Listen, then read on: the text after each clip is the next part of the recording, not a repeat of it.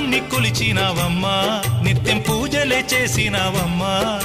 గూడు చెదిరిపాయ గుండెల విసిపాయ గూడు చెదిరిపాయ గుండెల విసిపాయ కొలిచిన రామయ్య కొండ దిగిరాడాయే వందనాలమ్మా అమ్మా వందనాలమ్మా వందనాలమ్మా